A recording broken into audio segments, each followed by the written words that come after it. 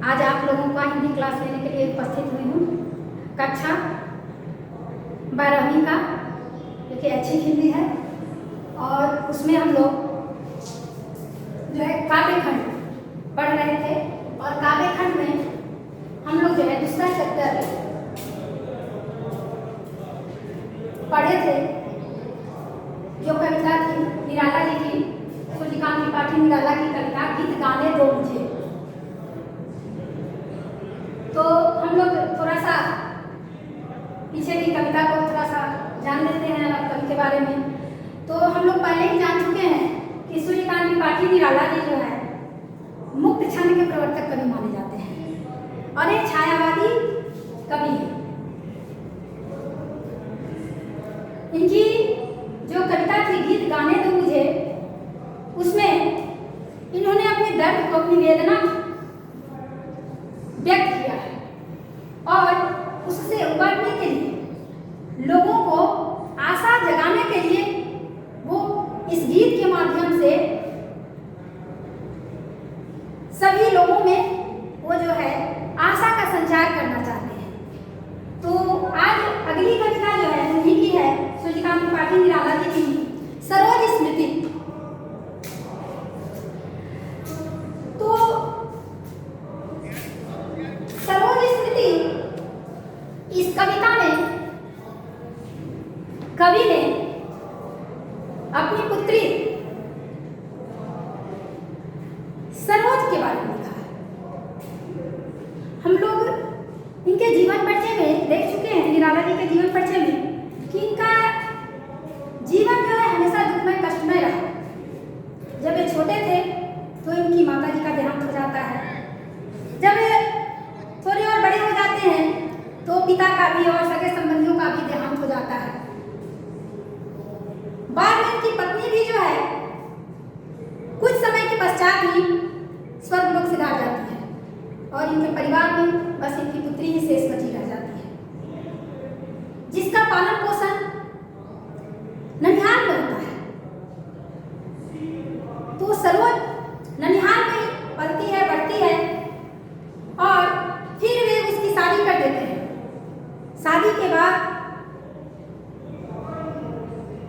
उसकी तबीयत हमेशा खराब रहती है और उसकी वजह से वह अस्वस्थ रहने लगती है और वह पुनः फिर ननिहाल आ जाती है। वहां आने के बाद उसके जो नाना नानी मामा मामी थे उसकी खूब सेवा करते हैं, लेकिन वे उससे बचा नहीं पाते हैं। उसका भी देहांत हो जाता है। इससे जो है कवि बिल्कुल टूट जाते हैं। उस समय कवि को अफसोस होता है, पश्चाताप होता है, वो प्रायश्चित कर रहे हैं कि मैंने इतना अर्थ नहीं कमा सका कि हम जो है अपने परिवार को अच्छे से परिवार का भरण पोषण कर सके। तो इस कविता में कविता के माध्यम से जो है ये अपनी पुत्री को श्रद्धांजलि स्वरूप ये कविता समर्पित करना चाहते हैं। तो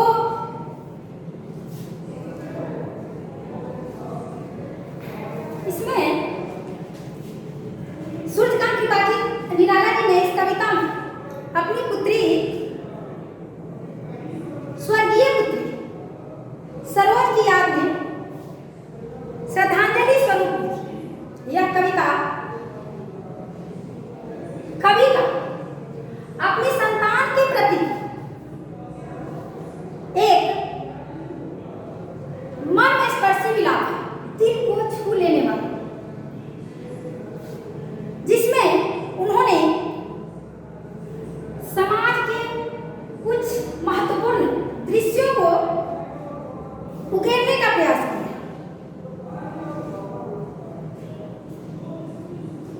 पूंजीवादी और अकर्मण्य समाज को चित्रित करते हुए उन्होंने एक भाग्यहीन पिता के संघर्ष, उसका समाज के साथ संबंध, पुत्री के प्रति बहुत कुछ न कर पाने की जो विवशता है, जो अकर्मण्यता है, उस पर भी इन्होंने लेखनी चलाई।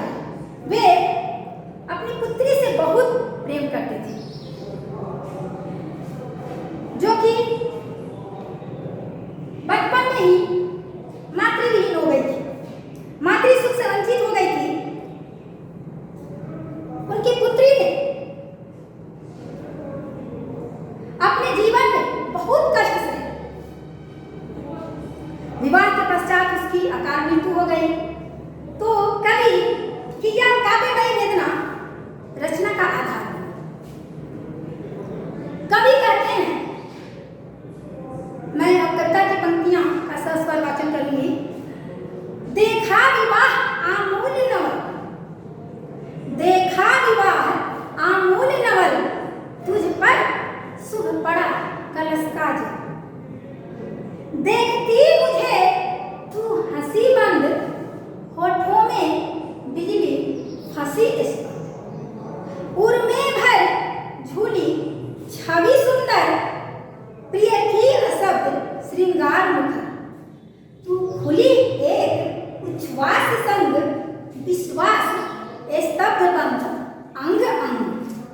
नत नयनों से आलोक उतर, कांपा अधरों पर थर थर थर। देखा मैंने वह प्रथम वह मूर्ति धीति, देखा मैंने वह मूर्ति धीति, मेरे वसंत की प्रथम गीति।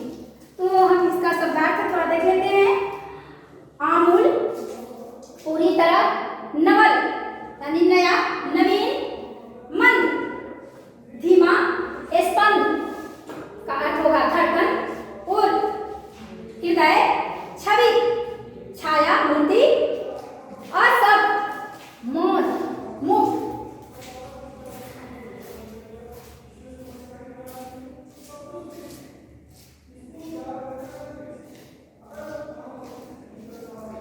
मुखर व्यक्त होना, उच्छ्वास आग, स्तब्ध गतिहीन या स्थिर, नत झुके हुए, आलोक यानी प्रकाश, अधरों होठों, दीति प्यास। तो मानवीय के प्रति दृढ़ प्रतिज्ञ कवि श्री सूर्यकांत त्रिपाठी निराला जी की अमर कृति सरोवर स्मृति से उद्धृत इस काव्यांश में अपना वात्सल्य उंडेलते हुए उन्होंने अपनी संतान के प्रति प्रेम अभिव्यक्त करते हुए लिखा है कि देखा विवाह आमूल नवल। निराला जी अपनी पुत्री को याद करते हुए कहते हैं कि मैंने तेरे विवाह को पूरी तरह से एक नए रूप में देखा। देखा विवाह आमूल नवल, मैंने तेरे विवाह को पूरी तरह से एक नए रूप में देखा। तुझ पर शुभ पड़ा कलश का जल। आप देखते हैं कि जब शादियां होती है तो दूल्हा दुल्हन को जो है कलश के जल से स्नान करवाया जाता है, जिसे बड़ा ही शुभ और पवित्र माना जाता है। तो ये कहते हैं कि तू भी जब तुझ पर कलश का जल पड़ा, जब तुझे कलश के जल से स्नान कराया गया, तो तू भी उस कलश के जल के समान पवित्र थी। देखती मुझे तू हंसी मंद।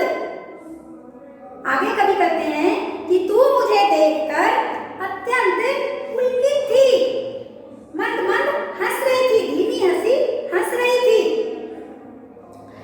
होठों में बिजली फंसी, स्पंद उर में भर झूली छवि सुंदर। आगे कवि कहते हैं कि उस समय तेरे होठों पर बिजली सी मुस्कान थिरक रही थी।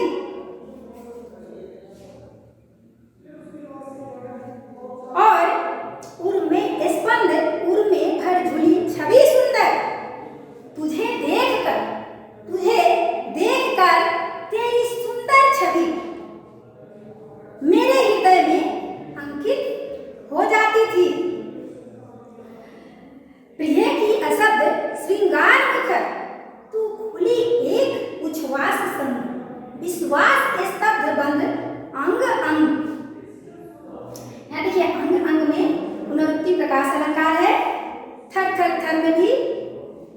आगे जो है उसमें पुनरुक्ति प्रकाश है।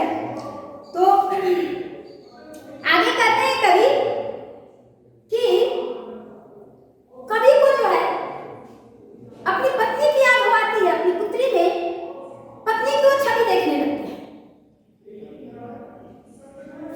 और तब वो कहते हैं कि जो पत्नी की जो सुंदरता जो कि हर जगह जो कि फैली हुई थी, अभी उनकी सांसों में बसी हुई है, थमी हुई है,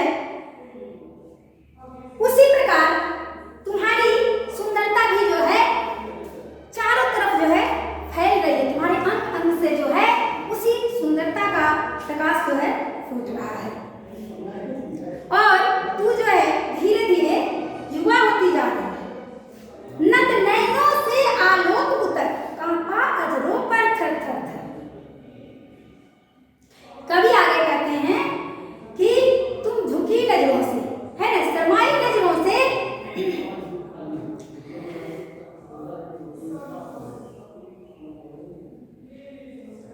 अपने आंखों को सर से झुकाए हुए थी और तुझ पर सौंदर्य जो है झुकी आंखों से उतर करके प्रकाशित हो रहा था। देखा मैंने वह मूर्ति भी थी मेरे वसंत की प्रथम गीति। आगे कवि कहते हैं कि मैंने अपनी पत्नी की जो छवि तुमने देखी, जब मैंने तुझे विवाह के समय श्रृंगार से सुसज्जित पाया तो उस समय मुझे मेरे जीवन के बसंत की प्रथम गीत का मुझे ध्यान हुआ है। बसंत, जीवन में बसंत का अर्थ होता है कि आपके जीवन में खुशहाली। तो कवि के जीवन में खुशियां बहुत कम आई थी। जब उनकी पत्नी का साथ मिला था कुछ समय के लिए खुशियां जो है उनके समीप थी, तो उन्हें अपनी पत्नी की याद आती है। उनको याद करते हुए वे कहते हैं कि अब जो है मुझे अपनी पत्नी जब थी तो उस समय मैंने जो खुशियां जो मनाई थी, जो मैंने आनंद से जो जीवन व्यतीत किया था पत्नी के साथ, वही आनंद की मैं अनुभूति कर रहा हूँ। और अब तू जो है विवाह के योग्य हो रही थी, तब जो है मुझे अपने पिता के कर्तव्य बोध का ज्ञान हुआ कि अब मुझे अपनी पुत्री का विवाह कर देना चाहिए। तो इसमें कवि ने इस रचना के माध्यम से अपनी स्वर्गीय पुत्री सरोज को श्रद्धांजलि अर्पित की है, विशेष में से करेंगे। इस रचना में इन्होंने अपनी दिवंगत पुत्री के प्रति विलाप प्रकट किया है। कवि अपनी संतान के प्रति कर्तव्य वंचित होने पर क्षुब्ध भी हैं। कवि का वात्सल्य भाव उमड़ा दिखाई देता है। इसमें जो है तत्सम शब्दावली की अधिकता है। इस अंश में अंग अंग और थर थर में पुनरुक्ति प्रकाश अलंकार प्रयुक्त हुआ है। अभिव्यक्ति जो है बड़ा ही सरल, सहज और सुबोधगम्य है। यह जो है मुक्त छंद में लिखी गई कविता है। इसमें जो है इस रचना में माधुरी गुण भी उपस्थित हुआ है। आगे कवि कहते हैं, फिर मैं सस्वर वाचन करूंगी।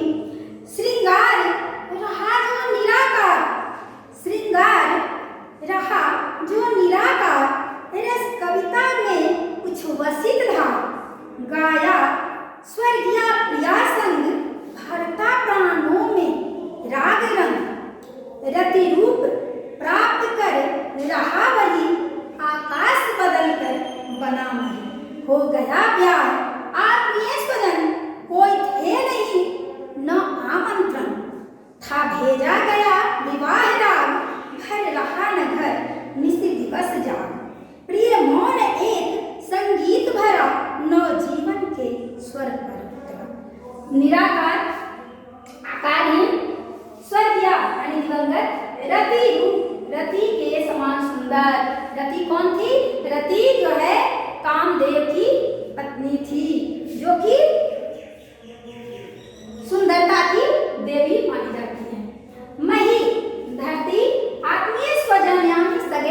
संबंधी और रिश्तेदार। निशी दिवस, निशी दिवस यानी रात दिन। पुष्प सेज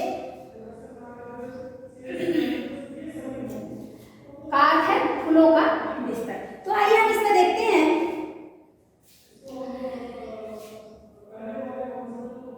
कवि कहते हैं कि श्रृंगार रहा जो निराका, इसमें कवि कहते हैं सरोज के विवाह के अवसर पर महंगा या भारी भरकम श्रृंगार नहीं किया गया था। वह सरलता और सादगीपूर्ण श्रृंगार से जो है सजी रही थी। तो इसीलिए कवि कह रहे हैं कि श्रृंगार रहा जो निराका, रस कविता में उच्छ्वसित था। तुम्हारी सुंदरता अवर्णनीय थी, उसका वर्णन नहीं किया जा सकता है।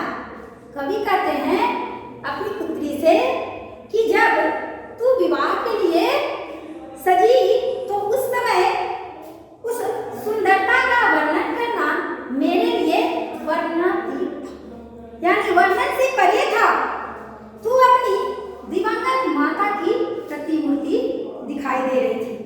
रस कविता में उच्छ्वसित धार गाया स्वर्गीय प्रिया संग भरता प्राणों में राग। तुझे देख देख करके कवि कहते हैं अपनी पुत्री सरोज से कि हे पुत्री, तुझे देख देख करके मेरे मन में तेरे प्रति जो है प्रेम गीत उमड़ता था। जिस तरह से इन्हें कवि को अपनी पत्नी को देख करके प्रेम गीत उमड़ता था, उसी तरह से इन्हें अपनी पुत्री में पत्नी की छवि दिखाई देती है। तो इन्हें वो स्नेह गीत इनमें फिर से उमड़ने लगता है। रति रूप प्राप्त कर रहा वही। आगे कवि कहते हैं कि हे पुत्री, तू कामदेव की पत्नी रति के समान सुंदर दिख रही थी। आकाश बदल कर बना मैं। जिस तरह धरती जो है निरंतर सुंदर सुंदर रूप बदलती है, वैसे ही तू भी सज धज करके अब विवाह के योग्य हो चुकी थी।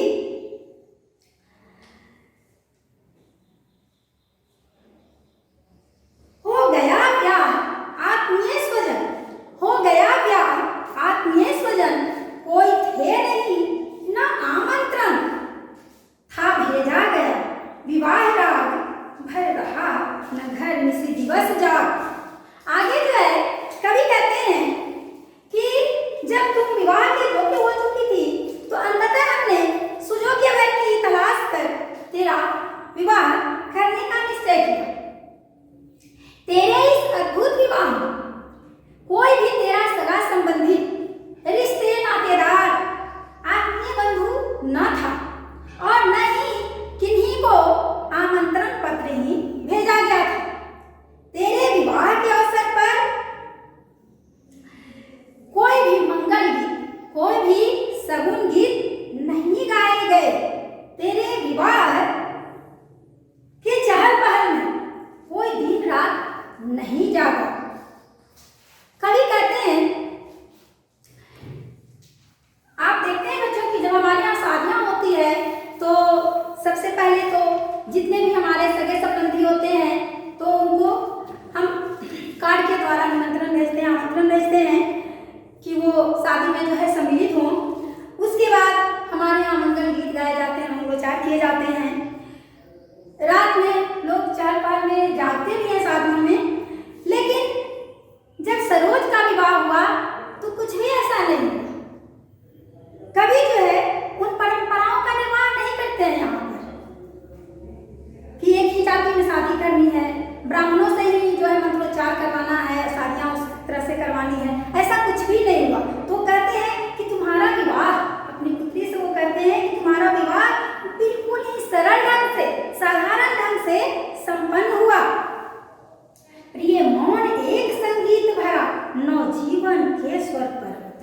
आगे कवि कहते हैं कि और तू भी नए जीवन की शुरुआत करने के लिए चुपचाप अपने ससुराल अपने पति के घर चली गई। तो इसमें भी जो है विशेष में हम देखते हैं कि कवि ने इस रचना के माध्यम से अपनी स्वर्गीय पुत्री सरोज को श्रद्धांजलि अर्पित की है। कवि का इसमें जो है इस काव्यांश में अपनी पुत्री के प्रति विलाप प्रकट हुआ है और अपने पिता के कर्तव्य बोध का इन्हें जो है ज्ञान है और उस पर एक छिड़ोते हैं। इसमें भी जो है वात्सल्य भाव उमड़ता दिखाई देता है और इसमें तत्सम शब्द की बहुलता है। कवि धन के अभाव से ग्रसित हैं और वो पूरे जीवन जो है संघर्ष करते हैं। कवि ने इन पंक्तियों में इस काव्यांश में जो है विवाह की जो परंपरागत जो रीति है उसको इन्होंने तोड़ा है। कवि को जब इनकी पुत्री विवाह के योग्य हो जाती है तो इन्हें अपने कर्तव्य बोध का ज्ञान होता है। इसमें भी यह कविता जो है मुख्य छंद में लिखी गई है। निशी दिवस इसमें सामासिक पद का जो है प्रयोग हुआ है और रचना में माधुर्य गुण है। आगे काव्यांश का फिर हम सस्वर वाचक करते हैं। माँ की कुल शिक्षा मैंने दी। माँ की कुल शिक्षा यानी संपूर्ण जो माँ का दायित्व होता है एक बेटी के प्रति। जब बेटी ससुराल जाती है तो माँ का दायित्व होता है माँ बहुत अच्छे से बेटी को समझा करके बेटी ससुराल में कैसे तुम्हें रहना है, कैसे अपने सास ससुर की सेवा करनी है, कैसे अपने पति की सेवा करनी है, वो सब कुछ समझाती है। तो ये कहते हैं कि माँ की कुल शिक्षा मैंने दी। तो हम देखें कि सरोज जो है बहुत छोटी में ही जो है मातृविहीन हो गई थी। उसकी माँ का देहांत हो जाता है, उसकी माँ नहीं होती है और कवि ही जो है अकेले माता पिता दोनों का प्यार उसे देते हैं। तो इसीलिए कवि कह रहे हैं कि माँ की कुल शिक्षा मैंने दी, पुष्प सेज तेरी स्वयं रची, सोचा मन में वह शकुंतला, पर पाठ अन्य यह अन्य कला। कुछ दिन रह गृह तू फिर समोद, बैठी नामी की गो स्नेह को, मामा मामी का रहा प्यार, धर जलत धरा को ज्यों अपार, वे ही सुख दुख में रहे न्यस्त, तेरे हित सदा समस्त व्यस्त, वह लता वहीं की जहाँ कली तू खिल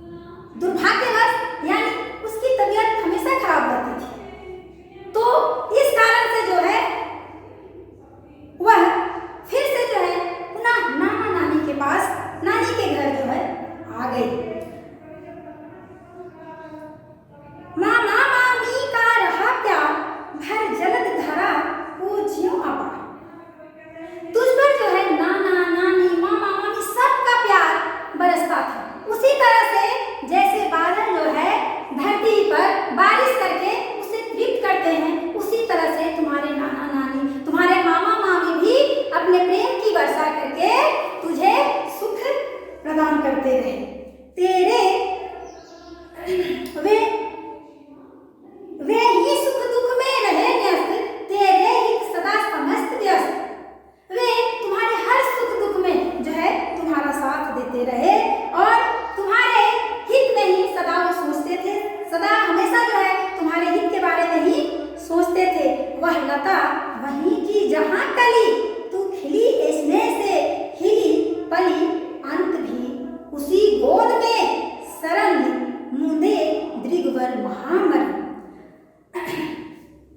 तो अंत में कवि इसमें कहते हैं कि जिस तरह से लताएं जिस जगह पर होती है लता और वहीं उनका खिलना और वहीं मुरझा जाना होता है, उसी तरह से तू भी तुम्हारा भरण पोषण पालन पोषण नानी के घर हुआ और अंत में वहीं पर तुम जो है मृत्यु को प्राप्त होती है। यानी उसी गोद में, नाना नानी के गोद में ही तुम्हारी जो है मृत्यु हो जाती है। तो इस काव्यांश में कवि ने इस रचना के माध्यम से अपनी स्वर्गीय पुत्री सरोज को श्रद्धांजलि अर्पित की है। इस रचना में कवि अपनी दिवंगत पुत्री के प्रति विलाप प्रकट किया है। कवि अपनी संतान के प्रति अपने कर्तव्य से वंचित होने पर क्षुब्ध हैं। कवि का वात्सल्य भाव इसमें उमड़ा दिखाई देता है।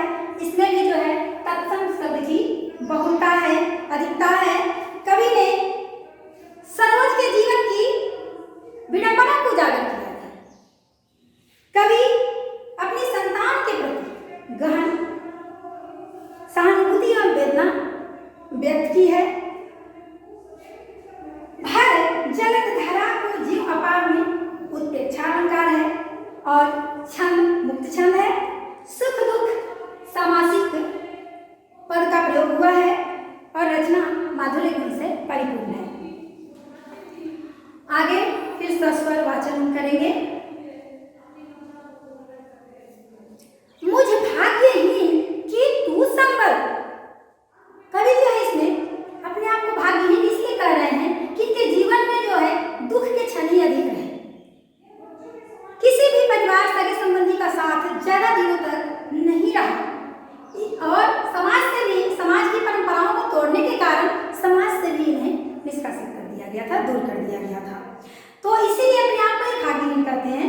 मुझ भाग्यहीन कि तू संबल, युग वर्ष बाद जब हुई विकल, दुख ही जीवन की कथा रही, क्या कहूँ आज जो नहीं कही, हो इसी कर्म पर वज्रपात, यदि धर्म रहे न सदा मत। इस पथ पर मेरे कार्य सकल, हो भ्रष्ट शीत के से सकल, कन्ने गत कर्मों का अर्पण, करता मैं तेरा दर्पण। तो इसमें शब्दार्थ लिख लेंगे। संबल यानी सहारा, संबल का अर्थ होगा सहारा।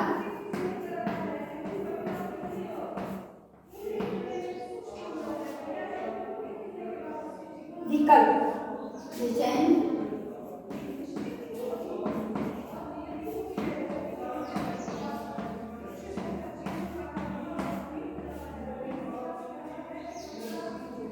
वज्रपात,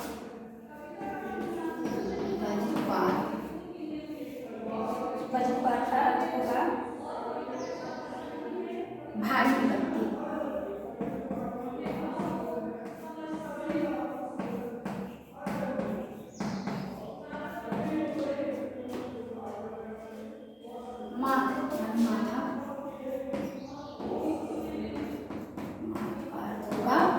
माथा, शरीर, मस्तक। सकल, सकल, सकल यानी शरीर।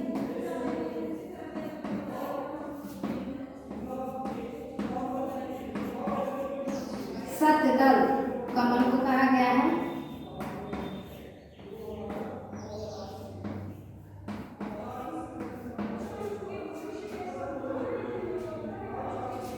अर्पण अर्पित करना।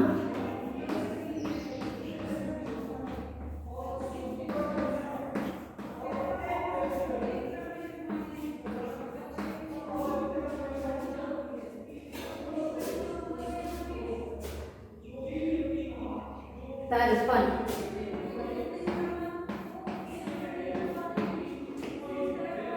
आत्मा की शांति के लिए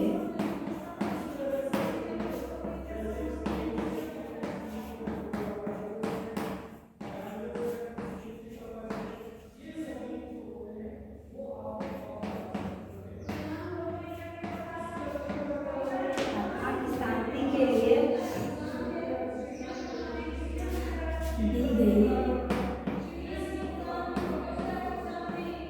श्रद्धांजलि।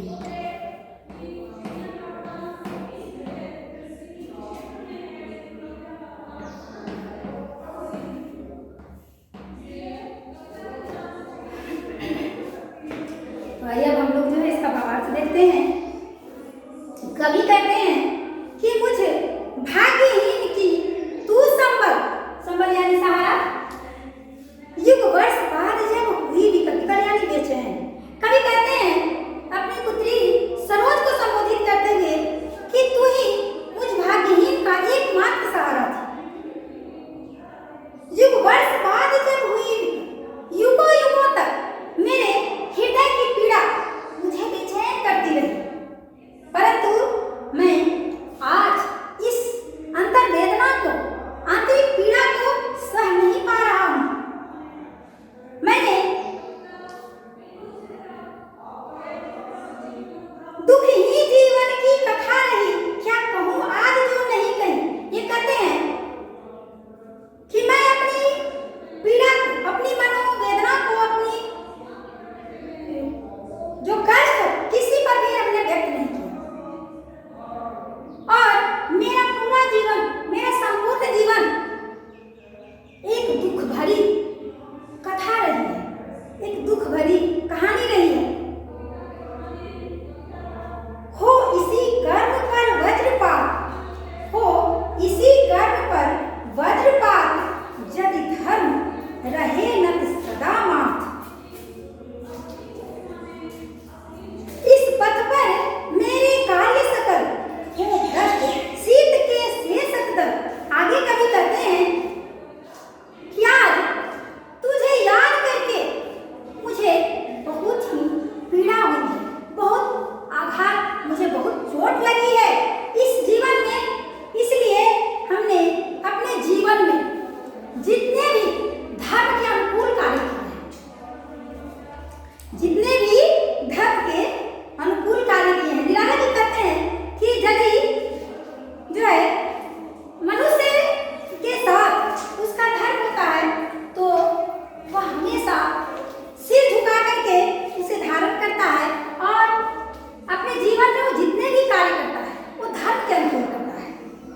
तो इन पंक्तियों में कह रहे हैं कि यदि धर्म रहे नत सदा मात, इस पथ पर मेरे कार्य सकल, हो भ्रष्ट शीत के से सकल।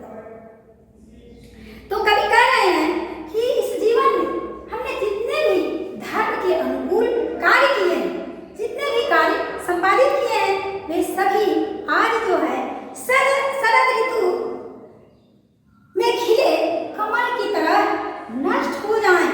हे पुत्री करने गत कर्मों का अर्पण, कर करता मैं तेरा तर्पण।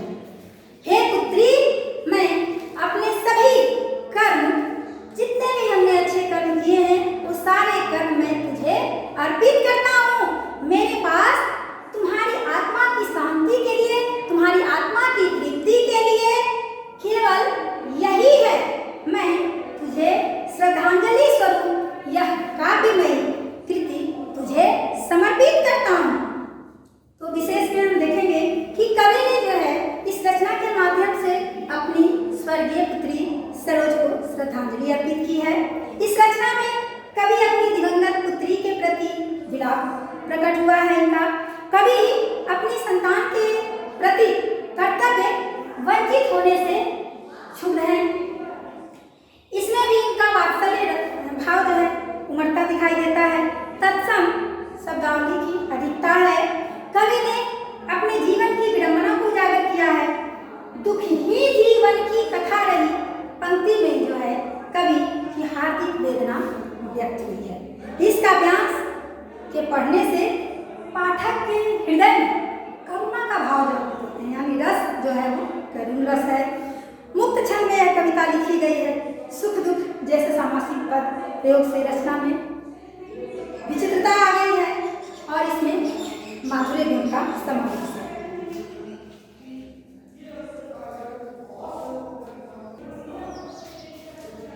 बच्चों, तो अभी हम लोगों ने सूर्यकांत त्रिपाठी निराला जी की जो एक कविता है, जो कि उनकी पुत्री की याद में उन्होंने लिखी है, सरोज स्मृति, उसका भावार्थ हम लोगों ने जाना। अगर किन्हीं को कोई दिक्कत हो तो आप लोग सवाल पूछ सकते हैं। और अब हम लोग जो है इसके प्रश्न उत्तर की तरफ हम लोग बढ़ते हैं। इसके प्रश्नों को हल कर लिया जाए। तो पहला प्रश्न हमारा है, अभी हम यहाँ समझा दे रहे हैं और आप लोग इसे घर से लिख करके बनाएंगे, ये आपका गृह कार्य रहेगा। तो पहला प्रश्न है, कवि को अपनी स्वर्गीय पत्नी की याद क्यों आई?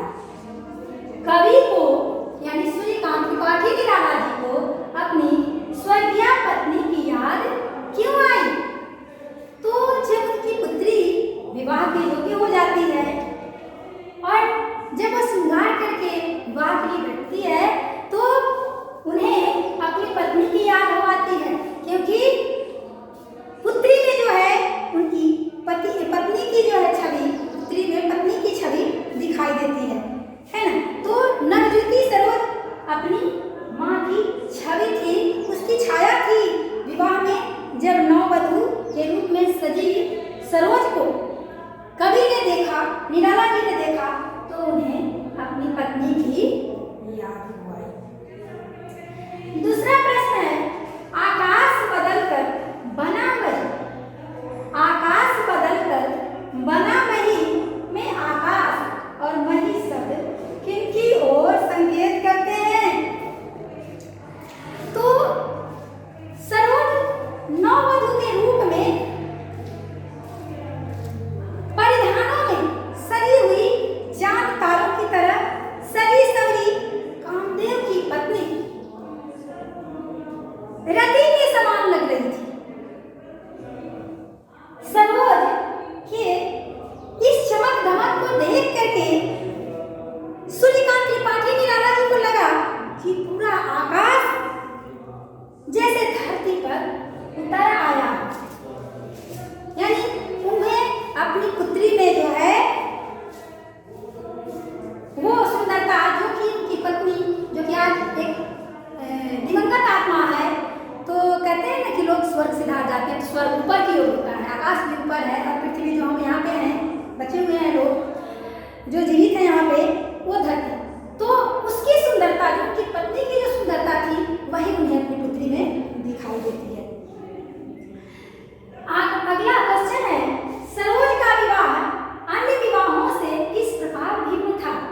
सरोज का विवाह अन्य विवाहों से किस प्रकार भिन्न था? अन्य विवाह, अभी हमारे यहाँ जब शादियाँ होती है, हमारे समाज में शादियाँ होती है, पूरा हर्षोल्लास के साथ अपनी ही जाति में कार्ड छपवाए जाते हैं, लोगों को आमंत्रण भेजा जाता है, सभी हमारे सगे संबंधी एकत्रित होते हैं, नाच गाना मेहंदी, खूब ढेर सारी रस्में चलती हैं जो कि हमारी परंपराएं हैं। सभी परंपराएं जो है निभाई जाती हैं और रात में जागरण भी होता है, जिस दिन बारात होता है या और कोई भी अगर फंक्शन हो रहा है तो उसमें लोग रात में जागते भी हैं, गाना बजाना करते हैं। लेकिन सरोज के विवाह में ऐसा कुछ भी नहीं हुआ, ना तो किसी को आमंत्रण भेजा गया, न ही उनके सगे संबंधी एकत्रित हुए, न ही गाना बजाना हुआ, कुछ भी नहीं हुआ, है ना। कोई किसी प्रकार की विशेष चहल पहल उसके विवाह में नहीं थी। रात्रि जागरण या किसी प्रकार के मंगल गीत भी उसमें नहीं गाए गए। सरोज का विवाह माँ के अभाव में पिता की देखरेख में हुआ था, जबकि आप देखिएगा हमारे समाज में माँ जो है, माँ के देखरेख में जो है पुत्री का विवाह होता है, वही जो है अपनी पुत्री को सीख देती है ससुराल जाते समय। लेकिन ऐसा कुछ भी नहीं हुआ, सब जो है कर्तव्य का पालन, सभी कर्तव्यों का पालन जो है पिता यानी सूर्यकांत त्रिपाठी निराला जी को अकेले ही करना पड़ता है। पांचवा अगला क्वेश्चन है, चौथा क्वेश्चन, शकुंतला के प्रसंग के माध्यम से, शकुंतला के प्रसंग के माध्यम से कवि क्या संकेत करना चाहते हैं, यानी शकुंतला का वर्णन कहाँ कराया है। तो कालिदास रचित अभिज्ञान शाकुंतलम नाटक की नायिका शकुंतला का पालन पोषण जो है कर्ण ऋषि के द्वारा किया गया। मातृहीना शकुंतला का विवाह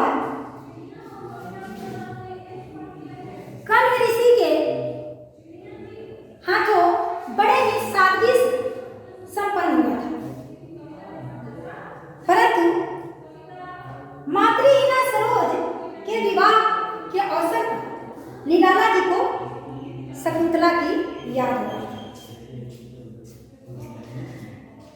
अगला क्वेश्चन है, वह लता वहीं की जहां कली तू खिली पंक्ति के द्वारा किस प्रसंग को उद्घाटित किया गया है। तो कवि कहते हैं वह लता वहीं की, सरोज का पालन पोषण कहाँ होता है, नानी के घर में होता है। तो वो नाना नानी क्या, मामा मामी क्या हुआ करती है, वही बड़ी होती है, वही खिलती है। तो यहाँ जो है कवि कहते हैं कि वह लता वहीं की जहाँ कली तू खिली, इस पंक्ति के माध्यम से इन्होंने सरोज के जीवन की विडंबना को उद्घाटित किया है। ऐसे आमतौर पर होता है कि लड़कियां मायके में जन्म लेती है, लेकिन कहते हैं ना कि बेटी पराया धन होती है, और बेटी जब एक बार ससुराल से चल जाए तो कुछ लोग ऐसा गाँव घर में ऐसा मानते हैं कि बेटी की अर्थी ही वहां से होनी चाहिए। लेकिन सरोज के साथ ऐसा कुछ नहीं होता है। जब वह स्वस्थ रहने लगती है तो वो पुनः फिर वहीं आ जाती है जहाँ उसका पालन पोषण होता है, वो नानी के घर आ जाती है। तो मातृ प्रेम से वंचित सरोज अपनी नानी के यहाँ पलती है, बढ़ती है। विवाह के पश्चात अस्वस्थता के कारण पुनः उसे अपने नानी के यहाँ ही लौटना पड़ता है। इसी तथ्य को कवि ने इन पंक्तियों के माध्यम से उद्घाटित किया है। कवि ने अपनी पुत्री का तर्पण किस प्रकार किया, तो हम पहले ही बता चुके हैं कि निराला जी को हमेशा जो है धन का अभाव रहा, हमेशा वो धनाभाव में ही जीते रहे। इसी कारण से वो अपने परिवार को कभी भी नहीं बचा पाए बीमारी से। बीमारी के कारण उनकी पत्नी चल बसी, उनके परिवार वाले चल बसे, उनकी पुत्री भी चल बसी, लेकिन उन्हें हमेशा जो है धन का अभाव रहा। इस कारण वो अपने परिवार वालों को नहीं बचा पाए।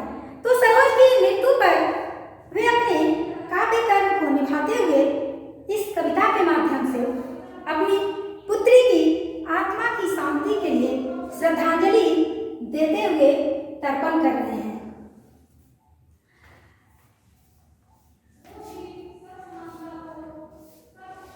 आगे आप लोग और थोड़ा सा करके लाइएगा, कुछ अर्थ बता देते हैं पंक्तियों के अर्थ। नद नैनों से आलोक उतर, आलोक यानी प्रकाश उतर, इसका क्या अर्थ है जो पंक्तियां आई थी काव्यांश से, नद नैनों से आलोक उतर। तो विवाह के अवसर पर लज्जावश सरोज की चमकती आंखें झुकी हुई थी। प्रायः ऐसा हम देखते हैं कि शादी के अवसर पर जो कन्या होती है, कन्या लज्जावश जो है सिर झुकाए होती है। तो वही स्थिति सरोज की भी थी कि विवाह के अवसर पर वह जो है आंखें झुकाई हुई थी। उसकी झुकी आंखों में प्रसन्नता के भाव छुपे थे।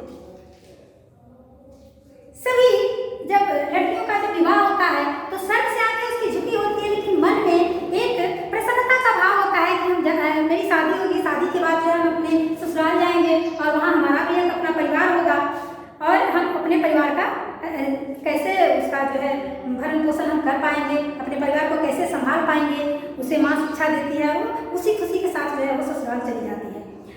श्रृंगार रहा जो निराकार, श्रृंगार रहा जो निराकार, निराकार। तो सरोज का विवाह बिल्कुल ही सामान्य तरीके से हुआ था, सामान्य तौर तरीके से हुआ था। उसमें कुछ भी चाल पाल नहीं था, कुछ भी जो है महंगी चीज़ों का कोई उसमें जो है उपयोग नहीं किया गया था। तो सरोज के विवाह के अवसर पर महंगा और भारी भरकम श्रृंगार भी नहीं किया गया था उसका, और वह सरलता और सादगीपूर्ण श्रृंगार से ही वो सजी धजी थी, उसी से वह सुंदर दिख रही थी, बिल्कुल अपनी माँ की तरह, माँ की छवि उसमें दिखाई दे रही थी। अगला पंक्ति है पर पाठ अन्य यह अन्य कला। पर पाठ अन्य, देखिए इसमें जो है शकुंतला से उसकी तुलना की गई है। तो इसके लिए कवि कहते हैं अपनी पुत्री जो कि विवाहित, उसका विवाह हो चुका होता है, तो विवाहिता सरोज को देख करके निराला जी को कालिदास द्वारा रचित अभिज्ञान शाकुंतलम नाटक की नायिका शकुंतला की याद आती है। वे कहते हैं कि शकुंतला की कथा तो कल्पना पर आधारित थी, पर पाठ अन्य यह अन्य, पर पाठ अन्य यह अन्य कला, यानी शकुंतला की जो कथा थी वो कालिदास की कल्पना थी। उन्होंने अपनी कल्पना से अभिज्ञान शाकुंतलम की रचना की थी, परंतु सरोज का जो विवाह कवि खुद कर रहे हैं, साक्षात उसके वो दर्शक हैं, वो करने वाले हैं, यथार्थ में उनकी आंखों के सम्मुख उसका विवाह हो रहा है। तो इसीलिए कवि कहते हैं कि वो लेखन था, वो रचना कर्म था, और यह व्यवहार दोनों दो भिन्न भिन्न अलग कलाएं हैं। अगली पंक्ति है यदि धर्म रहे नत सदा मात। इसमें जो है निराला जी कहते हैं कि यदि मनुष्य के साथ उसका धर्म होता है तो वह व्यक्ति सदैव सिर झुका करके धर्म को धारण करता है, और वह अपना हर कार्य, प्रत्येक कार्य धर्म के अनुसार ही करना चाहता है, धर्म के अनुकूल ही करता है। इसीलिए कभी भी जो है अपने जितने भी कार्य होते हैं वो धर्म के अनुकूल ही करते हैं, और अंतिम में जब अपनी पुत्री का तर्पण करते हैं तो उन्हीं कार्यों को कहते हैं कि जितने भी हमने जो अच्छे कार्य किए हैं उन सभी का हे पुत्री मैं तुम्हें तर्पण करता हूँ। और आप लोग गृह कार्य में आप बचपन में कोई कविता पढ़े होंगे, छोटी सी कविता, तो अपने बचपन की जो स्मृतियाँ हैं, जो यादें हैं, उन्हीं को आधार बना करके एक छोटी सी कविता जो है आप लिखने का प्रयास कीजिएगा और लिख करके लाइएगा, और साथ में इन प्रश्नों के उत्तर भी जो हमने बताए हैं इतना आप करके घर से। अब जो हमारा अगला क्लास होगा, हम लोग पाठ 2 काव्य खंड से पढ़ चुके हैं। काव्य खंड में ही हम लोग पाठ 3 जो है तीसरा स्टार्ट करेंगे, और तब तक के लिए अब हम लोग जो है आपसे विदा लेते हैं। धन्यवाद।